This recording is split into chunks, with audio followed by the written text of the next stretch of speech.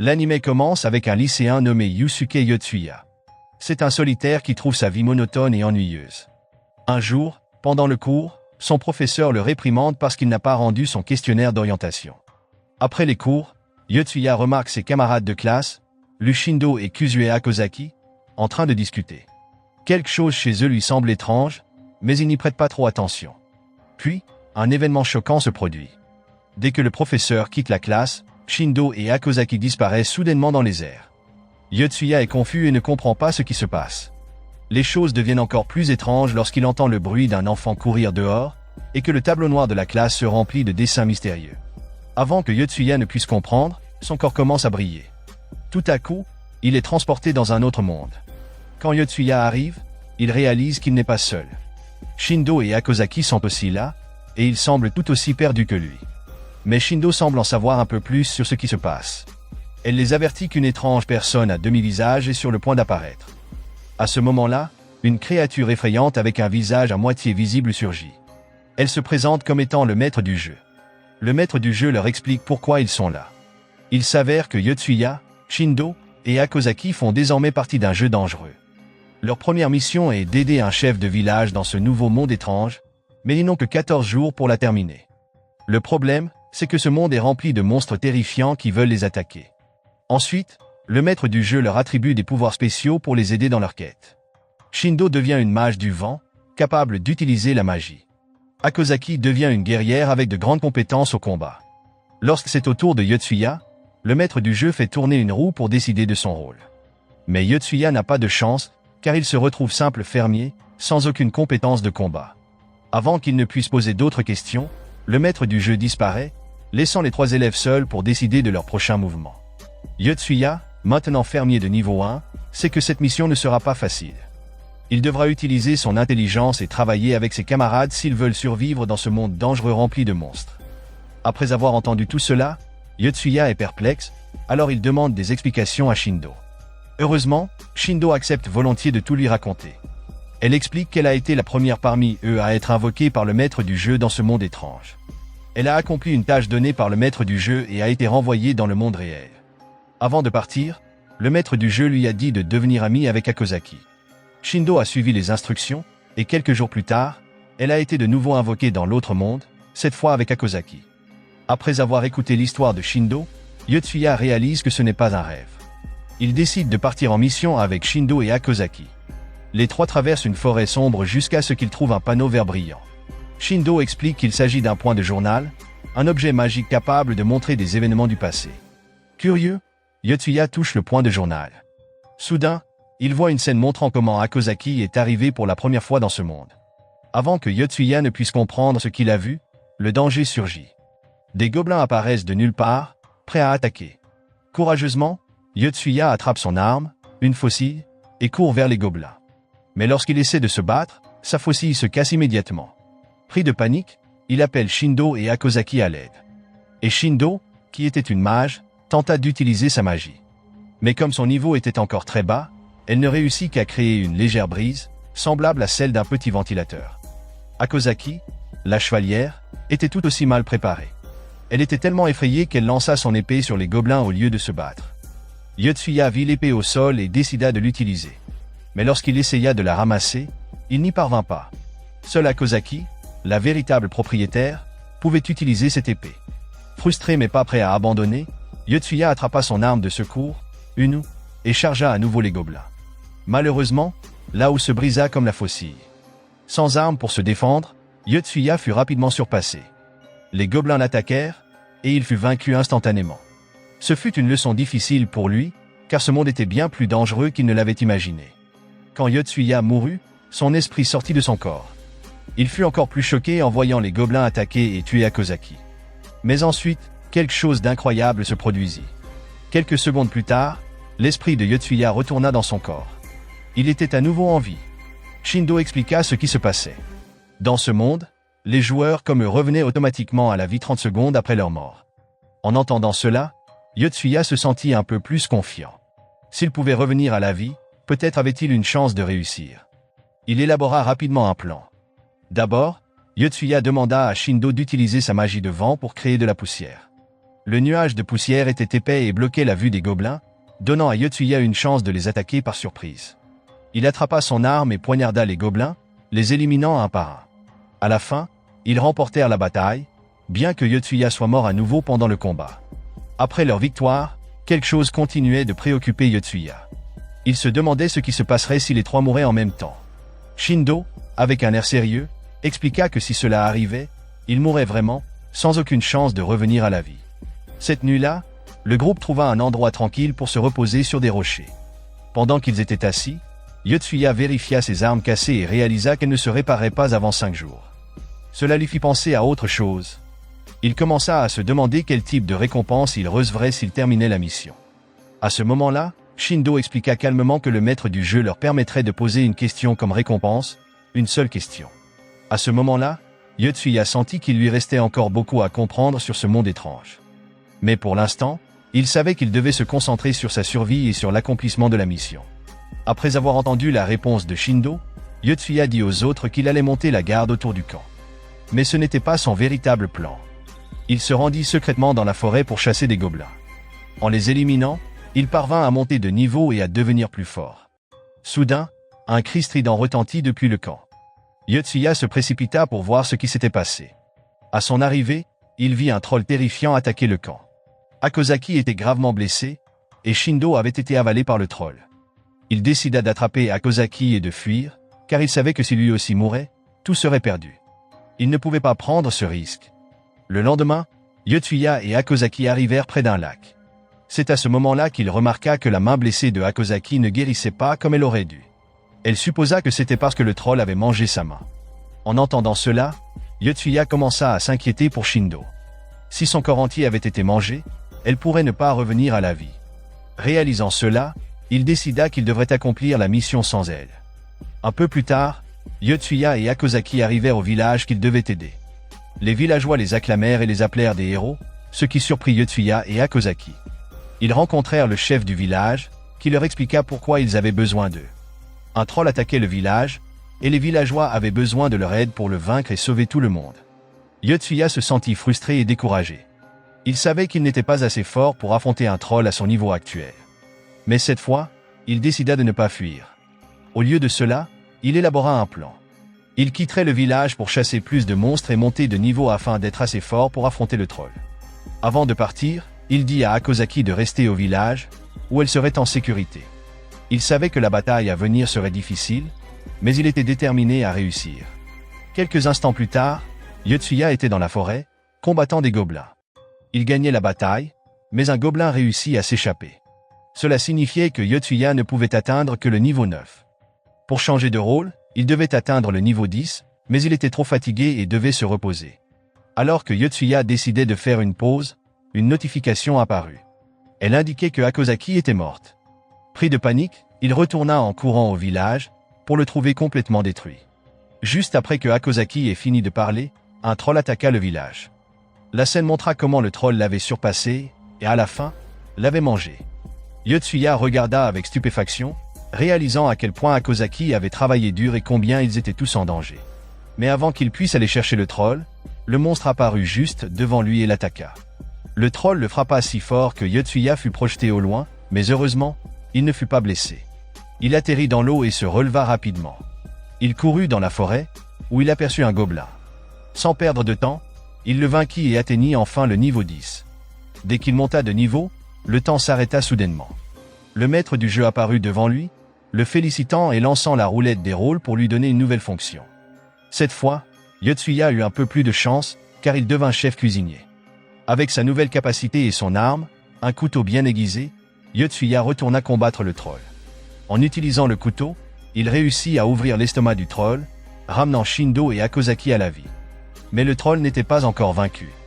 Yotsuya élabora rapidement un plan risqué pour en finir avec le monstre. Il l'expliqua à Shindo. D'abord, il grimperait à l'intérieur de l'estomac du troll par la blessure qu'il venait de faire et l'attaquerait de l'intérieur. Pendant que Yotsuya serait à l'intérieur, Shindo grimperait sur la tête du troll et utiliserait sa magie de vent pour porter le coup final. Même si c'était dangereux, le plan fonctionna, et ils réussirent à vaincre le troll. Peu de temps après, le maître du jeu apparut à nouveau. Il les félicita pour avoir accompli la mission et permit à Yotsuya de poser une question. Cela rappela à Yotsuya les questions que Shindo et Akozaki avaient posées avant d'entrer dans ce monde. Shindo avait demandé pourquoi le maître du jeu l'avait choisi pour rejoindre le jeu, et la réponse était surprenante. Ce n'était pas le maître du jeu qui l'avait choisi, mais quelqu'un qu'elle connaissait. La question de Akozaki portait sur l'identité réelle du maître du jeu. Celui-ci répondit qu'il venait du futur. Après avoir réfléchi un moment, Yotsuya demanda ce qui arriverait après qu'ils aient terminé toutes les missions. Pour répondre, le maître du jeu leur montra un aperçu du futur. Dans cette vision, Yotsuya et les autres joueurs combattaient des monstres qui attaquaient leur ville. Avant que Yotsuya ne puisse comprendre pleinement la vision, le maître du jeu le renvoya, lui et ses amis, dans le monde réel. À leur retour, ils découvrirent quelque chose d'incroyable. Bien qu'ils aient passé beaucoup de temps dans l'autre monde, dans le monde réel, le temps ne s'était pas écoulé. C'était comme si rien ne s'était passé. Un certain temps s'écoula après leur retour dans le monde réel. Un jour, alors que Yotsuya courait dans les rues de Tokyo, il ne pouvait s'empêcher de penser à la vision que le maître du jeu lui avait montrée. Bien que ce ne fût qu'un aperçu, Yotsuya reconnut la ville dans la vision. C'était Tokyo, sa maison. Cela signifiait que, dans le futur, lui et les autres joueurs devraient se battre pour protéger leur ville contre les monstres. Alors qu'il était perdu dans ses pensées, le téléphone de Yotsuya sonna soudainement. À sa surprise, c'était le maître du jeu qui appelait. Il donna à Yotsuya une nouvelle mission, se rendre au 2e étage d'une étrange école et sauver une fille nommée Yuka. Elle était victime d'intimidation de la part d'autres élèves. Yotsuya savait qu'il devait réussir. S'il échouait, les risques de sa prochaine mission augmenteraient considérablement. Déterminé, Yotsuya détruisit les téléphones de tous les intimidateurs, les effrayant et sauvant Yuka. 2 semaines plus tard, Yotsuya, Shindo et Akozaki furent de nouveau convoqués dans l'autre monde. À leur surprise, Yuka fut également convoquée, rejoignant l'équipe en tant que 4e membre. Lorsque le maître du jeu fit tourner la roulette pour attribuer un rôle à Yuka, elle eut de la chance, car elle devint une mage de feu, un rôle puissant. Le maître du jeu annonça également une nouvelle règle. Désormais, si l'un d'entre eux mourait, il devrait attendre 40 secondes avant de revenir à la vie, au lieu de 30. Ces 10 secondes supplémentaires furent ajoutées pour rendre le jeu encore plus difficile. Cette fois, leur mission consistait à livrer des marchandises dans un village appelé Radorpo et à explorer 5% de la carte. Ils n'avaient que 40 jours pour accomplir ces tâches. Après avoir expliqué la mission, le maître du jeu, comme d'habitude, disparut, laissant l'équipe se débrouiller pour survivre et réussir. Après avoir combattu des monstres 1000 pattes et gagné des niveaux, Yotsuya et ses amis arrivèrent au village qu'ils avaient sauvé autrefois. Mais ce qu'ils découvrirent les choqua. Le village était en ruine, abandonné, et il ne restait pas une seule personne. Pendant qu'ils se tenaient là, un marchand passa et les reconnut comme les héros qui avaient sauvé le village. Il expliqua que le village avait été abandonné depuis 5 ans, révélant que le temps dans ce monde avançait différemment de leur propre monde. Puisqu'ils ne pouvaient rien faire pour le village, Yotsuya demanda aux marchands des informations sur leur prochaine destination, Radorpo.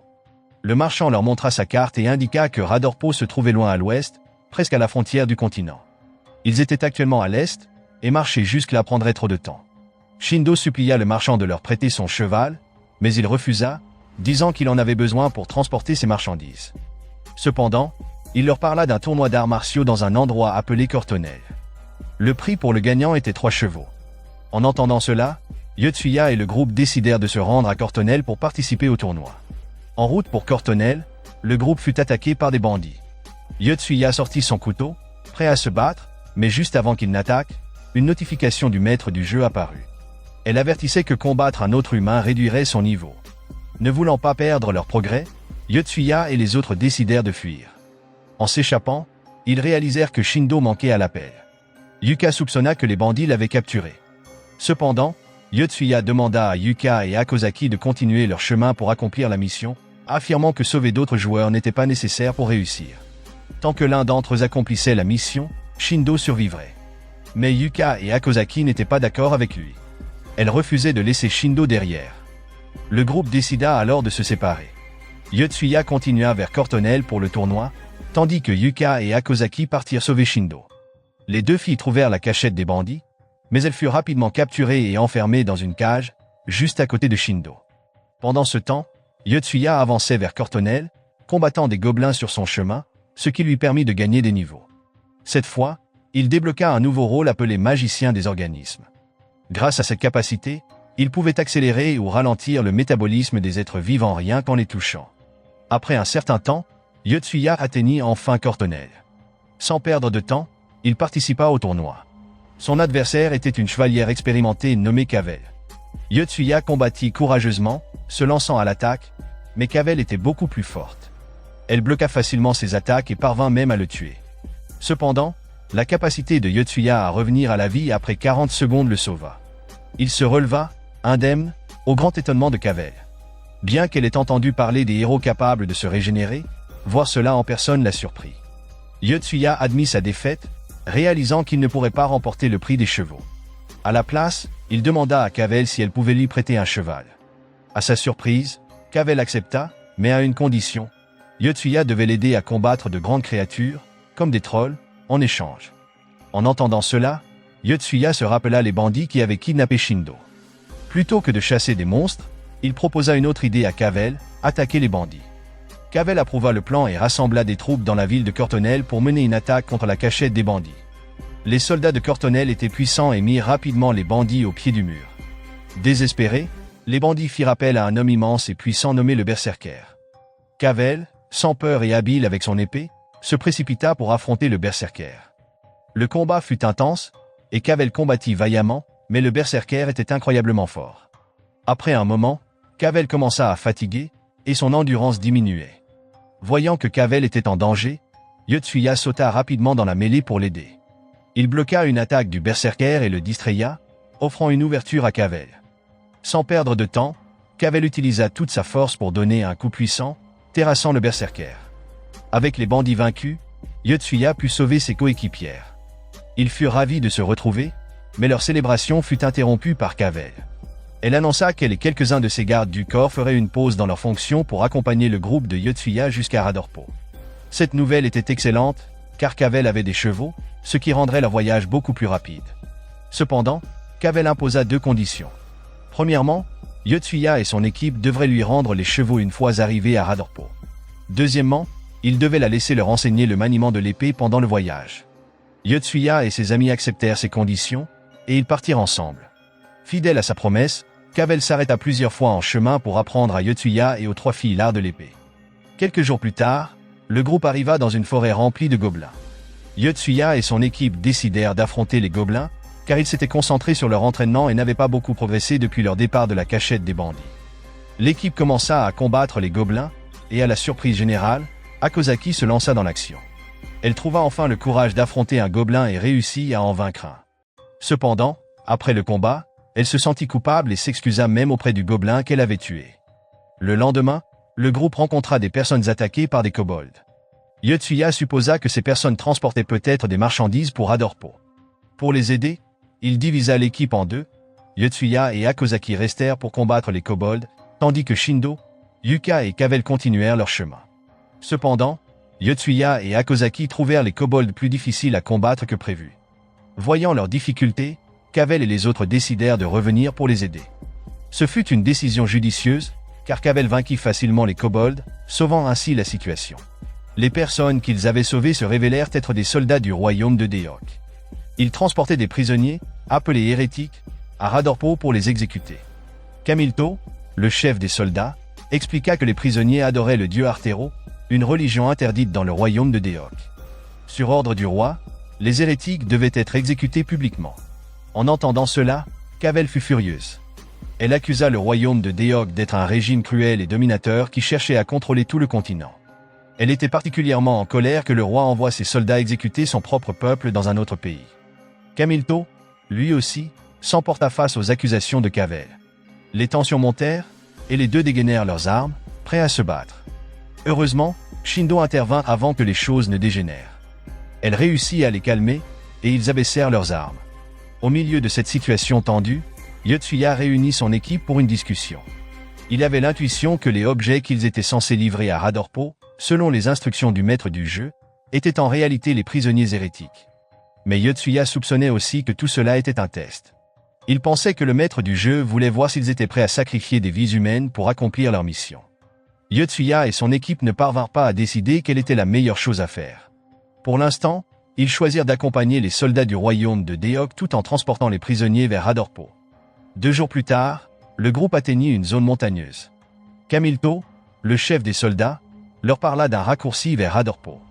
Il expliqua que le raccourci était une grotte traversant les montagnes. Faisant confiance à Camilto, Yotsuya et son équipe suivirent son conseil et entrèrent dans la grotte. Mais tout cela n'était qu'un piège. Une fois à l'intérieur, Camilto activa un mécanisme qui scella la sortie derrière eux. Ils étaient maintenant piégés dans la grotte, sans aucun moyen de sortir. Yotsuya commença à s'inquiéter davantage. Ils ne savaient pas comment ils allaient s'échapper, et ils avaient désormais perdu les prisonniers, qui étaient probablement les objets qu'ils devaient livrer à Radorpo. Malgré cela, Cavell resta déterminée. Elle encouragea tout le monde à se concentrer sur la recherche d'une sortie rapidement pour confronter les traîtres. N'ayant pas d'autre choix, le groupe s'enfonça plus profondément dans la grotte. Le voyage n'était pas facile. La grotte était remplie de pièges dangereux. À un moment donné, Yotsuya tomba dans un trou profond et se retrouva séparé du groupe. Les parois étaient trop abruptes pour qu'il puisse grimper, alors il demanda aux autres de continuer sans lui pendant qu'il cherchait une solution pour sortir. Shindo, Akozaki et Cavell continuèrent sans Yotsuya. En avançant, Akozaki demanda un stylo et du papier pour étudier les pièges qu'ils avaient rencontrés. Après une analyse et des calculs minutieux, elle comprit comment fonctionnaient les pièges. Grâce à ses compétences, le groupe put éviter les pièges et progresser en toute sécurité. Pendant ce temps, Yotsuya utilisa son couteau pour tailler des prises dans le mur, ce qui lui permit de grimper hors du trou et de retrouver le chemin. Finalement, le groupe de Shindo atteignit la porte de sortie de la grotte. En l'ouvrant, ils se retrouvèrent dans une grande arène de combat. À leur grande surprise, un immense monstre appelé Gargouille se tenait devant eux, prêt à se battre. Comme si cela ne suffisait pas, un essaim de chauves-souris vampires apparut, distrayant et dispersant le groupe. Cavell s'avança avec un sourire confiant, prêt à affronter la gargouille. Pendant que les autres combattaient les chauves-souris, elle engagea le monstre dans un duel. Cependant, la gargouille était incroyablement puissante. Après un combat intense, la gargouille réussit à transpercer Cavell, qui tomba dans l'eau en contrebas, gravement blessé. Après avoir vaincu Cavell, la gargouille se tourna vers Shindo, qui tremblait de peur. Elle recula lentement et par accident, écrasa une chauve-souris, la tuant. Contre toute attente, ce simple acte lui permit de gagner suffisamment d'expérience pour atteindre le niveau 10. Le temps s'arrêta soudainement, et le maître du jeu apparut. Il fit tourner la roulette et attribua un nouveau métier à Shindo, chevalier. Avec sa nouvelle épée, Shindo attaqua courageusement la gargouille. Cependant, son arme n'était pas assez puissante pour traverser la peau épaisse du monstre. La gargouille contre-attaqua et la projeta facilement à travers l'arène. Alors qu'elle luttait pour se relever, Shindo se souvint des leçons de Cavell sur l'art du combat à l'épée. Cavell lui avait appris que la meilleure façon de transpercer un adversaire puissant était de frapper directement d'en haut, en visant le cœur. Ainsi, l'épée ne serait pas bloquée par les côtes. Pensant que cela valait la peine d'essayer, Shindo chargea en avant et utilisa cette technique. Son plan fonctionna parfaitement. Elle réussit à atteindre le cœur de la gargouille, tuant le monstre. Cependant, la victoire eut un prix, Shindo perdit son bras droit lors du combat. Quelques instants plus tard, Yotsuya arriva dans l'arène de combat. Il vit Shindo debout, triomphante, souriant malgré ses blessures. Non loin, l'un des hommes de Cavell criait, suppliant Yotsuya de se dépêcher pour sauver Cavell, qui était toujours gravement blessé. Lorsque Cavell se réveilla, elle se retrouva allongée dans une charrette. La blessure à son ventre était déjà guérie. Son garde du corps, Makua, lui expliqua que Yotsuya l'avait soigné en utilisant du sang de monstre, mais que cela avait épuisé toute sa mana. Après ces explications, Makua sortit de la charrette, laissant Cavell seul avec Yotsuya, qui était toujours inconscient. Soudain, Cavell se pencha et embrassa Yotsuya. À ce moment précis, Shindo et les autres arrivèrent pour voir comment allait Cavell. Ils s'arrêtèrent, choqués par ce qu'ils venaient de voir. Curieuse, Shindo demanda à Cavell pourquoi elle l'avait embrassé. Cavell haussa simplement les épaules et répondit qu'elle en avait eu envie, sans autre raison. Plus tard dans l'après-midi, Yotsuya se réveilla enfin. Sans perdre de temps, il réunit ses coéquipiers pour discuter des prochaines étapes de leur mission. Selon son idée, ils décidèrent de se diviser en deux groupes. L'équipe A, composée de Akozaki, Shindo et Makua, partirait à la recherche des objets à livrer à Radorpo. Pendant ce temps, l'équipe B, formée de Yotsuya, Yuka et Cavell, se concentrerait sur l'affrontement avec les soldats de Deok. Peu après, l'équipe A partit rapidement pour commencer ses recherches, tandis que l'équipe B resta en arrière pour élaborer un plan. Il devait être très prudent, car affronter directement les soldats de Deok pourrait déclencher une guerre entre le royaume de Deok et Cortonel. Après une réflexion intense, Yotsuya trouva finalement une stratégie. Le lendemain après-midi, Cavell, Yuka et Yotsuya rattrapèrent Camilto et ses soldats. Au lieu d'agir immédiatement, ils décidèrent d'observer le groupe, attendant le moment parfait pour agir. Ce moment arriva pendant la nuit. Yuka entra dans le camp des soldats de Deok et fit semblant de trahir Yotsuya. Elle déclara à Kamilto qu'elle ne s'entendait pas avec Yotsuya parce qu'il avait rejoint la religion interdite d'Artero. Pour prouver sa loyauté, elle proposa de conduire Kamilto jusqu'au camp de Yotsuya afin qu'il puisse le capturer. À ce moment-là, Kamilto se méfiait des affirmations de Yuka, mais il décida de tenter sa chance. Il ordonna à ses hommes de rester en arrière pour garder les prisonniers et emmena seulement un soldat avec lui pour suivre Yuka. Alors qu'il marchait dans l'obscurité, le soldat de Kamilto poignarda soudainement Yuka dans le dos, pensant qu'il serait plus sûr de vérifier l'endroit sans elle. Cependant, lorsqu'ils atteignirent l'endroit indiqué par Yuka, il n'y avait aucune trace de Yotsuya ni de personne d'autre. Réalisant qu'elle avait menti, ils retournèrent au camp, où ils trouvèrent Yuka vivante, de retour dans la charrette. Ils ne savaient pas que Yuka avait utilisé son pouvoir de revenir à la vie après la mort. Pendant ce temps, Yotsuya profita de la distraction pour s'infiltrer dans le camp. Pendant que Kamilto était absent, Yotsuya assomma les gardes qui surveillaient les prisonniers. Il demanda ensuite aux prisonniers d'échanger leurs vêtements avec ceux des soldats de Kamilto pour se déguiser. Après cela, il leur donna l'instruction de se cacher dans une grotte voisine pour rester en sécurité. Kamilto, dévasté et furieux d'avoir échoué à accomplir la mission confiée par son roi, rédigea tout de même un rapport sur son échec et l'envoya au roi à l'aide d'un oiseau qu'il avait emporté avec lui. Mais juste au moment où l'oiseau s'envola, Cavell apparut de nulle part et défia Kamilto en duel. Elle lui ordonna de prendre son arme, et les deux s'affrontèrent dans un combat rapide et intense. À la fin, Cavell sortit victorieuse.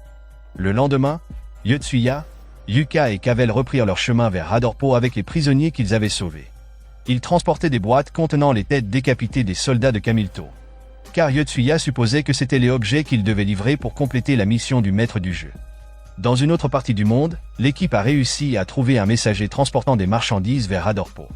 Shindo proposa de l'aider à assurer sa sécurité. Cependant, ils ignoraient que le messager avait déjà un garde du corps. Ce dernier sortit de la charrette et devint immédiatement hostile, suspectant Shindo et son groupe d'être des héros. Il ne voulait pas que quiconque interfère avec son travail et dégaina son épée pour attaquer Shindo. Shindo vainquit facilement le garde du corps dans un combat rapide. N'ayant pas d'autre choix, le garde du corps accepta à contre-cœur de coopérer avec Shindo et son équipe pour escorter le messager jusqu'à Radorpo. Même après avoir progressé, Shindo et Akozaki n'étaient toujours pas sûrs que leurs actions permettraient de compléter la mission. Soudain, une notification du maître du jeu apparut, leur indiquant que la mission de livrer des marchandises à Radorpo était terminée. Elles furent perplexes sur la manière dont cela s'était produit. Il s'avéra que la notification était apparue parce que l'équipe B était déjà arrivée à Radorpo. Yotsuya, Yuka et Cavell avaient remis les boîtes contenant les têtes décapitées aux autorités comme preuve des plans et des actions malveillantes du royaume de Deok. Ils rapportèrent également les atrocités commises par les soldats de Deok et demandèrent aux autorités de rencontrer les victimes sauvées pour obtenir des preuves supplémentaires. Les autorités de Radorpo remercièrent Cavell et son équipe d'avoir stoppé le complot cruel du royaume de Deok. Cependant, elles leur conseillèrent aimablement de ne plus apporter de têtes décapitées comme preuve à l'avenir, même si cela semblait nécessaire.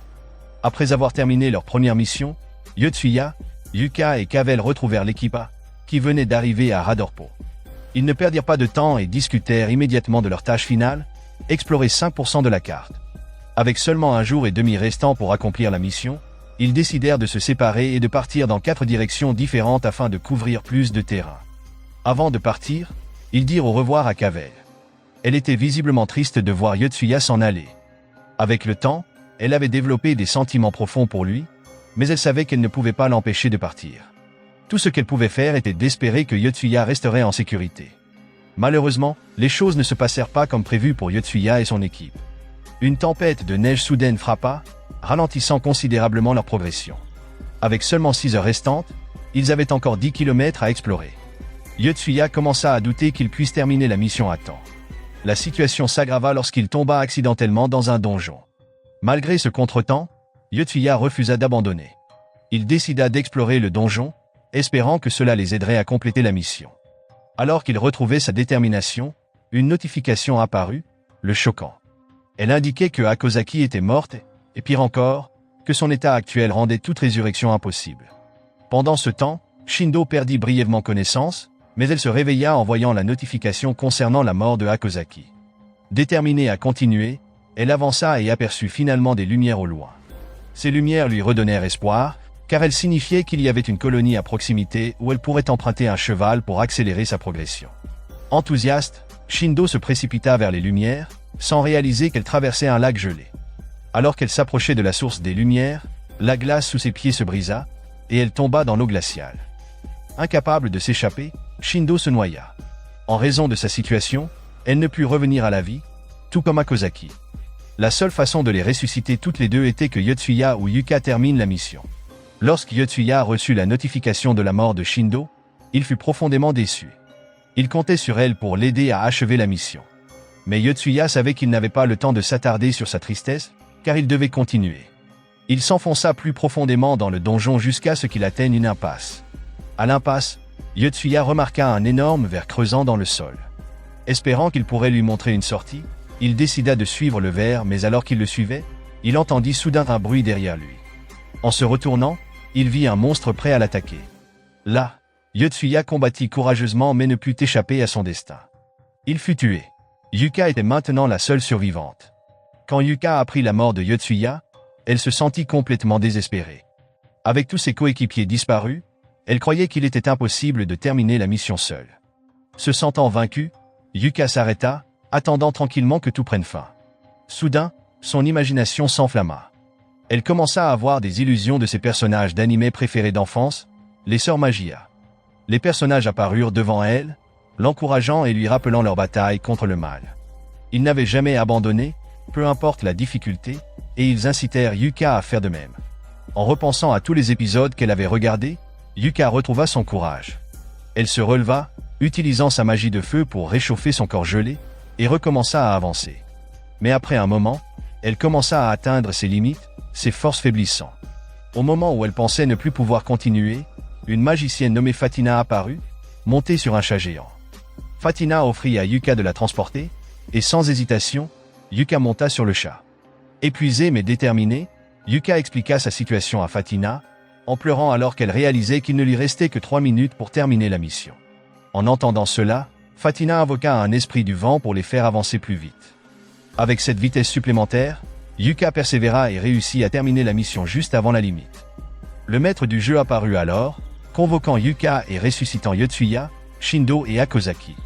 En récompense pour avoir terminé la mission, le maître du jeu offrit à Yuka la possibilité de poser une question. Au début, Yuka voulait poser une question sur l'identité de Fatina, se demandant qui était réellement cette magicienne. Mais elle réalisa ensuite que l'apparition de Fatina avait probablement été arrangée par le maître du jeu pour l'aider au dernier moment. Ne voulant pas gaspiller une question aussi importante, Yuka demanda quelque chose qui la tourmentait depuis longtemps. Est-ce que cet autre monde était réel ou simplement virtuel? À la surprise générale, le maître du jeu expliqua que le monde dans lequel il s'était trouvé était une terre parallèle. C'était une version alternative de leur planète, créée à partir d'une autre ligne temporelle. Cela signifiait que toutes les créatures et les personnes de ce monde étaient réelles et vivantes. Il comprit que les personnes qu'il avait tuées pendant la mission étaient de véritables humains. Le poids de ses actes le frappa violemment, et il se mit à trembler de culpabilité. Avant que Yotsuya ne puisse poser une question au maître du jeu, lui et les autres furent renvoyés dans leur propre monde. Cette nuit-là, Yotsuya ne put s'empêcher de penser aux vies qu'il avait prises. Sa culpabilité l'empêcha de dormir, et le lendemain à l'école, il eut du mal à se concentrer. Les souvenirs de ses actions le hantaient. Plus tard, alors qu'il rentrait chez lui, Yotsuya reçut un message du maître du jeu. Celui-ci lui demandait « Comment te sens-tu après avoir tué des gens ?» Après avoir lu ce message, Yotsuya ne répondit pas. Il était trop choqué et bouleversé pour réagir. Se sentant ignoré, le maître du jeu apparut directement devant Yotsuya, cette fois sous la forme d'une petite fille. Elle posa à nouveau la question « Comment te sens-tu après avoir tué des gens ?» Ébranlé, Yotsuya admit qu'il se sentait coupable. Il déclara que s'il avait su la vérité sur ce monde plus tôt, il n'aurait jamais tué ces personnes. Le maître du jeu, sans prêter beaucoup d'attention à sa réponse, invita Yotsuya à rencontrer le prochain joueur qui rejoindrait son équipe. Ils se rendirent dans un restaurant, où un homme était assis à une table près de l'entrée. Le maître du jeu expliqua que cet homme était un trafiquant de drogue et que, dans 20 secondes, le 5e joueur, Keta, arriverait pour le tuer. Comme le maître du jeu l'avait prédit, après 20 secondes, 3 hommes masqués entrèrent dans le restaurant pour attaquer le trafiquant de drogue. Yotsuya tenta de les arrêter en faisant trébucher l'un d'eux, ce qui déclencha une bagarre. Pendant le combat, Yotsuya arracha accidentellement le masque de l'un des agresseurs, révélant Keta. Soudain, Un autre homme entra en scène. C'était le cerveau derrière le plan visant à tuer le trafiquant de drogue. Prenant Yotsuya pour un complice du trafiquant, l'homme pointa une arme sur lui, prêt à tirer. Heureusement, le maître du jeu intervint pour aider Yotsuya. Il lui donna un gant, un objet spécial provenant de l'autre monde. Grâce au pouvoir de ce gant, Yotsuya réussit à vaincre l'homme armé et à échapper au danger. Ensuite, le maître du jeu emmena Yotsuya sur le toit d'un bâtiment pour discuter. Là, Yotsuya a admis qu'il n'était qu'un adolescent ordinaire, incertain de sa place dans le monde. Mais il partagea aussi qu'il était déterminé à continuer de se battre pour la vérité et à faire ce qu'il croyait juste, maintenant et à l'avenir. Et ainsi se termine la première saison de cet animé. La leçon morale de cet animé: ne jugez jamais la valeur de votre vie par votre titre professionnel, car même un fermier peut combattre des gobelins s'il a suffisamment d'eux ou à leur lancer.